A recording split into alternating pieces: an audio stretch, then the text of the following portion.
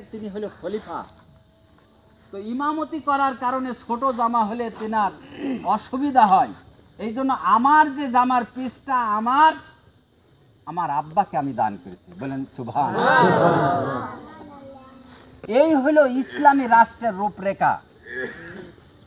কোনো ব্যক্তি যে সে বাইতুল মালের টাকা নিয়ে যে সর্বা হবে, নিজের ইচ্ছা মতো খরচ করবে, এ ক্ষমতা ইসলাম দেয় না, কোরআন দেয় না, রসুলের আদর্শ দেয় না।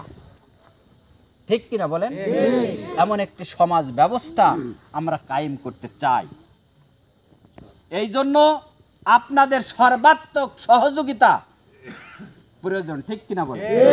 গ্রামগঞ্জে, মাসালে, চার দোকানে, হাটে, বাজারে, বরজে, যে যেখানে থাকেন না কেন, সেই জায়গায় আপনারা নির্বাচনের কাজ করবেন, জামাত ইসলামের পক্ষে কাজ করবেন, দাড়িপাল্লার জন্য ভোট চাবেন। ঠিক আছে তো নাকি বলেন? যাতে করে বাংলার জমিনে, মাওলানা মিজানুর সাহেব বলেছেন, আমরা নাঙলের চাষ দেখেছি, ধানের আবাদ দেখেছি। ঠিক কিনা বলেন? একবার দাড়িপাল্লার শাসন ব্যবস্থা আমরা সমাজে দেখতে চাই, রাষ্ট্রে দেখতে চাই।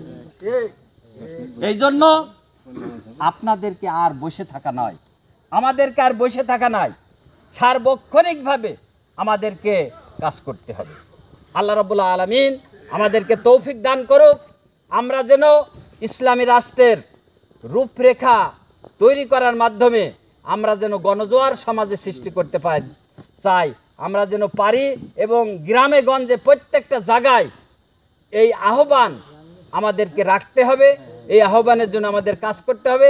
আল্লাহ রাব্বুল আলামিন আমাদের সবাইকে তৌফিক দান করুক। সবাই বলুন আল্লাহুম্মা আমিন। ওয়া আখিরু দাওয়ানা আলহামদুলিল্লাহি রাব্বিল আলামিন। আসসালামু আলাইকুম ওয়া রাহমাতুল্লাহি ওয়া বারাকাতুহু।